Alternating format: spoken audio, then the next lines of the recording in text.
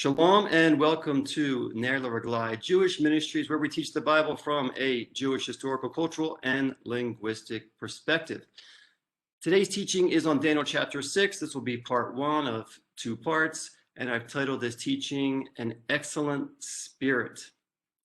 Now, as we move from Daniel chapter 5 to Daniel chapter 6, we are also changing kingdoms. We are moving from the kingdom of the Chaldeans, the Babylonian Chaldeans, to the kingdom of Media Persia, or the Media Persian kingdom.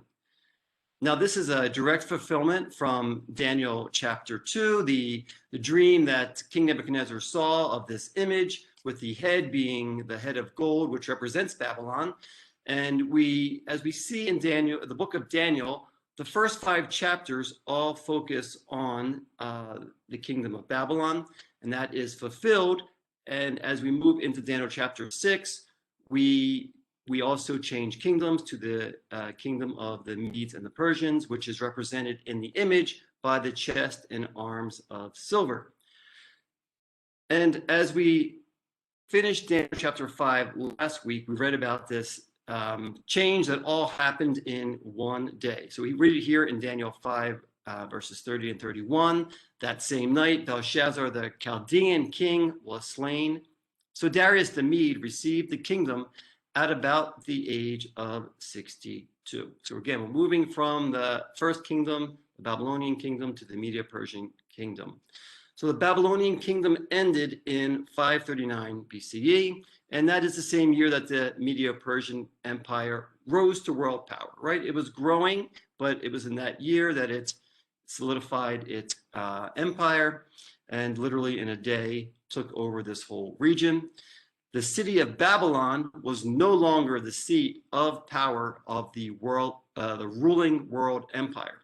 Although it was a prominent city, its global significance was greatly diminished because the capital city of the Medo-Persian Empire was located in Susa, as you see here on the map in the middle of your screen. So this was the new capital of the new empire, the Medo-Persian Empire. Now, as far as we know, Daniel never left the city of Babylon, but stayed in the city where he was exiled and continued to serve in that city in Babylon under the Medo-Persian rule. But it's important to understand that the Babylonian Empire, right, came to an end. You have a new empire, the Medo-Persian Empire, but Daniel continued in that city, which had a diminished role. So since the conquering of the Babylonian kingdom occurred in October 539, the date of Daniel chapter 6 was either in the winter of 539 or spring of 538, as this new administration came in. Now we read this in Daniel 5:31 regarding the new ruler. So Darius the Mede received the kingdom at about the age of 62. So who was Darius the Mede? And what about Cyrus the Great? So we're going to try to put together the details from history as best we can, and I want to go through this together. So here we go. The Chaldean Babylonian kingdom fell to Cyrus the Great, who was king of the Medo-Persian Empire. The fall of Babylon to the Medes and Persians is well documented in historical records. Cyrus recorded that he maintained a peaceful transition of power when he conquered Babylon, as documented in the Cyrus Cylinder. I'm going to be quoting now from this artifact, this Cyrus Cylinder, and explaining it more in a bit. So here are some excerpts, and you have to remember, this is translated from cuneiform, and the English is not always smooth, but we'll work it out the best we can. So these are direct quotes, and we're quoting Cyrus as he had it dictated in this on this cylinder. So this is lines 24 and 25. He says, "My vast army marched into Babylon in peace. I did not permit anyone to frighten the people of Sumer and Akkad. I sought the welfare of the city of Babylon and all its sacred centers. As for the citizens of Babylon," and there's some undiscernible text, "he imposed a corvée," which is forced labor, which was not the God's wish and not befitting them. So we read in the words of Cyrus that it was a peaceful transition of power under his leadership when the city of Babylon was conquered. So the peaceful transition is in keeping with other historical records. I just want to explain a little bit about these terms here. We have Sumer is the name for the area of ancient Babylonia, which is southern Mesopotamia, and the name Akkad is the name of the capital city of an ancient kingdom in the northern Mesopotamia area, and it's sometimes used for Babylon. So Cyrus was using these names to speak of the many different peoples who were residing in Babylon at that time. Now, just to explain a little bit more about this Cyrus cylinder, we're going to be quoting more from it. This is actually a literal picture of it. You can see in very small letters the cuneiform script. It's very small. It's only 22 centimeters in length, about 10 centimeters in diameter. And this is an original cylinder, which was dictated by Cyrus himself. So this is actually, the Cyrus cylinder is a clay cylinder, and we've gone through the measurements here, 22 centimeters long by about 10 centimeters in diameter. It was discovered in 1879 and it's dated to that very time, 539 BCE, when Cyrus conquered Babylon. And it literally has the details of that conquest. Again, it's written in cuneiform script, and it is ascribed to Cyrus himself, right? So it's dictated by Cyrus. And today, this Cyrus cylinder is preserved in the British Museum. So you can go there and see it for yourself. And there is a lot of information regarding the Cyrus cylinder. There's a lot of videos and teachings about it as well. Now, the Cyrus cylinder is a first-hand account dictated by Cyrus himself of the conquest of ancient Babylon. In this historical record, Cyrus states that he returned peoples to their homelands and religious articles to their places of origin. And we're going to continue to read here in this Cyrus cylinder to understand exactly what happened according to Cyrus at that time. Lines 26 and 32, he says, I relieved their weariness, right? The people living in Babylon. I relieved their weariness and freed them from their service. Marduk, the great Lord, rejoiced over my good deeds. I returned the images of the gods who had resided there to their places, and I let them dwell in eternal abodes. I gathered all their inhabitants and returned to them their dwellings. So the release of peoples and nations from under the authority of the Babylonian kingdom is one of the legacies which Cyrus gave to the ancient world. One of the outcomes of the release by Cyrus of peoples to their home countries is actually recorded in the Bible regarding the return of the Jews to Judea, as we read in the book of Ezra. I just want to quote here from Ezra chapter 1, starting in verse 1. Now, in the first year of Cyrus, king of Persia, in order to fulfill the word of the Lord by the mouth of Jeremiah, the Lord stirred up the spirit of Cyrus, king of Persia, so that he sent a proclamation throughout all his kingdom, and also put it in writing, saying, Thus says Cyrus, king of Persia, the Lord, the God of heaven, he has given me all the kingdoms of the earth, and he has appointed me to build him a house in Jerusalem, which is in Judah. Whoever there is among you of all his people, may his God be with him. Let him go up to Jerusalem, which is in Judah, and rebuild the house of the Lord, the God of Israel. He is the God who is in Jerusalem. Every survivor, at whatever place he may live, let the men of that place support him with silver and gold, with goods and cattle, together with a freewill offering for the house of God, which is in Jerusalem. So this proclamation in the Bible agrees with how Cyrus ruled in his kingdom. Number one, releasing captives in Babylon and sending them back to their homelands. And number two, returning articles of worship. He calls them gods, but these are articles of worship to their places of origin. So it was not only the Jews of Judea who were set free, but all peoples from various nations were permitted to return to their countries of origin from Babylon. We also read the added proclamation in the declaration of Cyrus for the rebuilding of the temple in Jerusalem.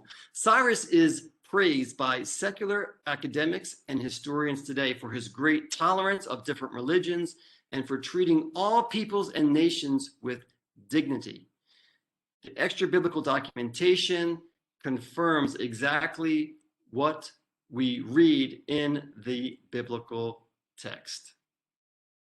So what about Darius the Mede? Who was Darius the Mede? This is actually a good question because Darius the Mede is a mystery. So it's important to note that there is no record of Darius the Mede taking over Babylon at that time in 539 BC. There is a Darius the Great who was a Persian king starting in 522 BCE, but this Darius does not fit the historical person recorded in Daniel chapter 6. Therefore, who was Darius the Mede? So there are two main theories, and I want to just understand these two theories, understand some of the details of various manuscripts and historical documents, and see if we can understand who this man was, Darius the Mede. So the first theory is that Darius the Mede is Cyrus himself. So there are those who believe that Darius the Mede was just another name for Cyrus. And I want to quote here from John Walvoord, who is a biblical scholar. And he says this: a view held by the conservative scholar D.J. Wiseman has simplicity in its favor. It claims that Darius the Mede is another name of Cyrus the Persian. This is based upon a translation of Daniel 6:28, which the Aramaic permits to read, quote, Daniel prospered in the reign of Darius, even the reign of Cyrus the Persian, unquote. The fact that monarchs had more than one name is common in ancient literature, and Wiseman's view offers another conservative explanation in Daniel. So this is one theory, that Darius the Mede is actually Cyrus himself. It's possible. The second theory is that Darius the Mede is this man named Gubaru. So another option for the identity of Darius the Mede is a ruler named Gubaru, who was appointed governor in Babylon, as we read in the Nabonidus Chronicle. And remember, Nabonidus was the father of Belshazzar, right, the last king of Babylon. And they reigned at the same time, right? Now, Belshazzar was killed, but Nabonidus was spared because he was outside of the kingdom. And Cyrus and the generals, whatever, they spared Nabonidus and just told him that he could not return to Babylon. So this is in his chronicle, and we read this beginning in line 18. And he says, on the third day of the month, Ararsamna, Cyrus entered Babylon. The Haru vessels were filled before him. There was peace in the city while Cyrus, greeting to Babylon in its entirety, spoke.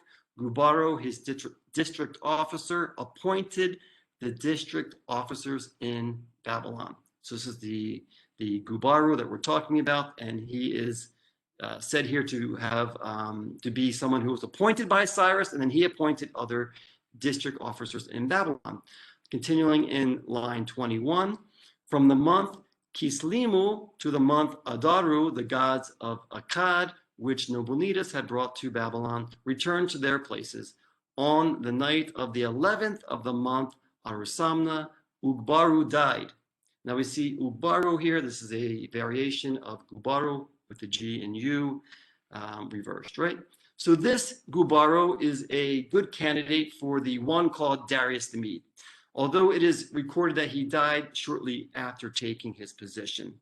Some believe that he died 8 days later. However, in context of the recorded events, it appears that it was a year and 8 days later. This means that Gubaru, alias Darius the Mede, would have died in his second year. So I just want to explain a little bit the calendar here, right? So we have this chart here with the Hebrew, the Babylonian, and the Assyrian calendars with their corresponding names of each month. And on the far left, you see the number of the months, right? So we're mainly concerned with the last 4 or 5 months there, Cheshvan to Adar. And so Cheshvan, to the left, is number 8. And in the middle, you see that's Ara Samna, the blue arrow. So lines 18 to 20 record that on the third day of Ara Samna, the 8th month, Cyrus entered Babylon, and Gubaro was appointed, and he appointed officers in Babylon, right? And we know this to be in 539 BCE.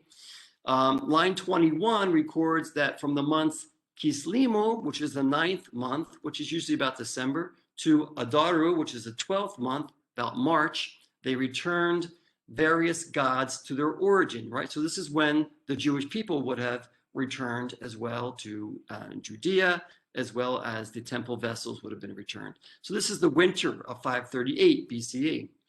So in line 32, we read how Gubaro died. So Gubaro, right, on the 11th day of Arasamna, the 8th month. And so just understanding the how this is explained in the Nabonidus Chronicle, it seems like this Gubaro was appointed. He appointed administrators, and then after that first year, he died. So the understanding that Darius the Mede, Gubaro, died after a year fits well into the text of the book of Daniel. Daniel chapters 6 and 9 are recorded as being in the first year of Darius, while chapter 10 of the book of Daniel is recorded as being in the third year of Cyrus. So the acknowledgement of Darius the Mede as the recognized king of Babylon only for the first year corresponds to this life of Gubaro. We also read at the end of Daniel 6 the following verse. So this Daniel enjoyed success in the reign of Darius and in the reign of Cyrus the Persian. So Daniel served under the local ruler or king in Babylon, Darius the Mede, alias Gubaro, and under Cyrus the Persian, who was king over the entire empire. So Darius the Mede was king of Babylon in the first year of the Medo-Persian kingdom. Okay, so now we want to move on to biblical prophecy. There are many prophecies which were fulfilled regarding the dual kingdoms of the Medes and Persians, or the Medo-Persian kingdom, right? So first of all, we have this prophecy regarding Cyrus.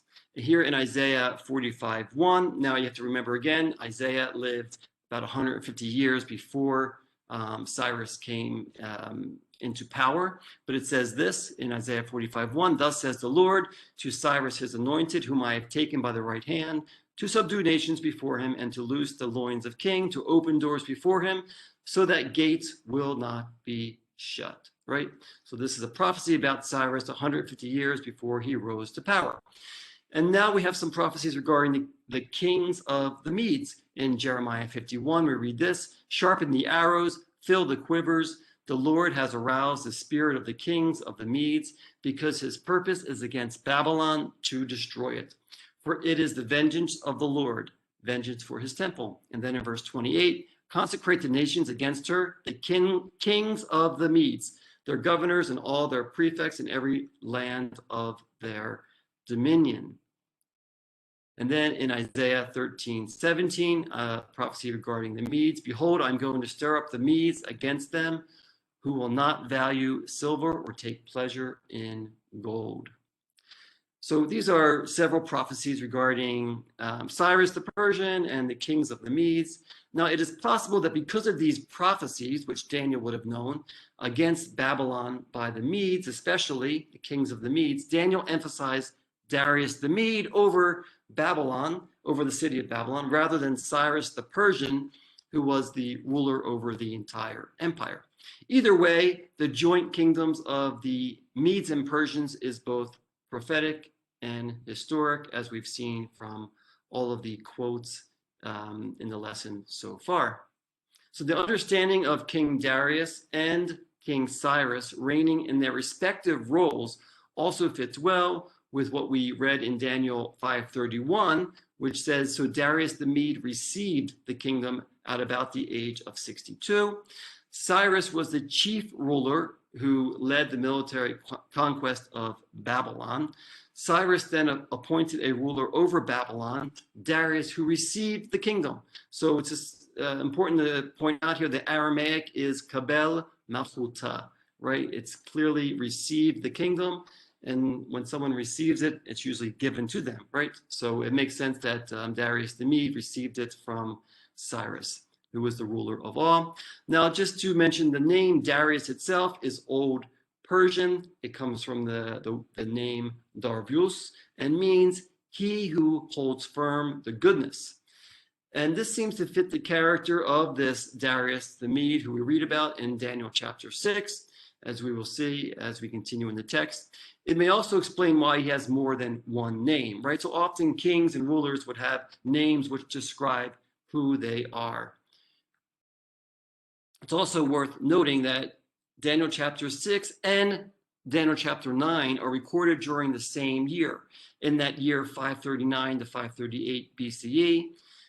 As we see in Daniel chapter 9 here, verse 1, in the first year of Darius, the son of Ahasuerus, of Median descent, who was made king over the kingdom of the Chaldeans. So the events of Daniel 9, which are the prayer of Daniel in the 70 years, that could have occurred before or after the events of Daniel 6. We're not sure. They're both recorded in that first year of Darius the Mede. And so which one came first, we don't know. But either way, they both were happened in the same first year. So let's continue in the text of Daniel chapter 6, now that we have some background. So here we go from verses 1 to 3. It seemed good to Darius to appoint 120 satraps over the kingdom, that they would be in charge of the whole kingdom, and over them 3 commissioners, of whom Daniel was one, that these satraps might be accountable to them, and that the king might not suffer loss. Then this Daniel began distinguishing himself among the commissioners and satraps because he possessed an extraordinary spirit, and the king planned to appoint him over the entire kingdom.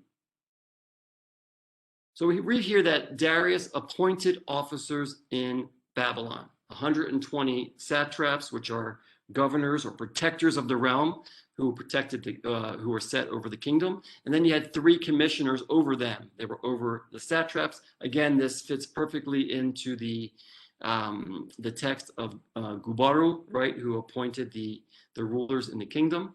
I just mentioned here the word commissioner, as we have it in English. It's the original in the Aramaic is sarek, and it means an emir or a chief, right? So it's one of the rulers in the kingdom.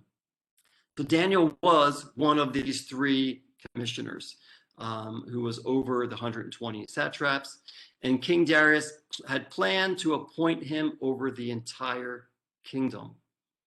Now, the appointment of Daniel over the entire kingdom by King Darius would not be the first time that Daniel held this position, right? Because as we go back to Daniel chapter 2, we see that King Nebuchadnezzar had done the same thing. Daniel 2, verse 48. Then the king, King Nebuchadnezzar, promoted Daniel and gave him many great gifts, and he made him ruler over the whole province of Babylon and chief prefect over all the wise men of Babylon. So when King Nebuchadnezzar did this, obviously Daniel was under the king. In the same way, King Darius saw something in Daniel in the same manner as King Nebuchadnezzar, desiring to appoint him over the kingdom. So I ask a question: why did Daniel return to a government position in the kingdom of the Medes and Persians? Why would he want to do this? First of all, I wanted to give some reasons for why Daniel would even be chosen. We have to understand Daniel's CV, right? His resume a little bit. So number one, Daniel, as we just noted, was appointed ruler over the entire kingdom under King Nebuchadnezzar. So he had great experience in ruling the kingdom, right? Number two, Daniel was made 3rd ruler of Babylon on the night that Belshazzar was killed. That was obviously a short rule of one night, but he was recognized as a leader. Now, number 3, Daniel was a foreigner, not a native Chaldean, which gave him a different status from the Babylonian rulers as someone who was not part of that original being born into the culture. He may have been seen as someone who'd be loyal to whoever controlled the empire, right? Number 4, it was a peaceful transition of power from one kingdom to the next, and the new administration wanted to maintain order. So if you have people who were in power before, this would just make sense. That's why Daniel would be chosen by King Darius. But why would Daniel, at the age of about 80 years old, return to a government position, right? A government position in this kingdom, this grand administration. So we don't have any real facts, but my personal opinion is that Daniel may have wanted to make the most of a position of power in the new administration for the sake of the other Jewish exiles, right? So you have, tens of thousands of exiles living in Babylon, and for their sake, he wants to make life a little bit easier. Daniel had great influence in providing protection for those Jews who chose to stay in Babylon, as well as orchestrating laws and maybe benefits for those who return to Judea. So there would be great opportunity for Daniel to serve in the administration and to take care of his own people. Now, King Darius wanted to appoint Daniel over the entire kingdom because, as we read in the text, Daniel distinguished himself, right? He distinguished himself above the other officials, and because he possessed an extraordinary spirit. Now, since Daniel is the presumed author of this book, I asked the question, is Daniel being proud and arrogant when he writes the above words as being distinguished, as possessing an extraordinary spirit? Is pride causing him to write flattering words about himself? So I just want to point out that the Aramaic word for this phrase, distinguished himself, is mitnatzach, and it literally means to shine or to be illustrious. Daniel was literally a shining light in the darkness of that kingdom. We also read that Daniel is described as possessing an extraordinary spirit. Now, the Aramaic phrase for this expression is ruach yatira, and is rightly translated as an extraordinary spirit or an excellent spirit. We see this phrase being used previously in Daniel chapter 4 when the queen was describing Daniel's character to King Belshazzar. Again, is Daniel being proud and arrogant when he writes about himself in such flattering language? As evidenced throughout the book of Daniel, it does not appear that Daniel is bragging about his own glory. On the contrary, Daniel boasted about the spirit that lived and worked in him, the God whom he and his friends faithfully served throughout their entire time in Babylon.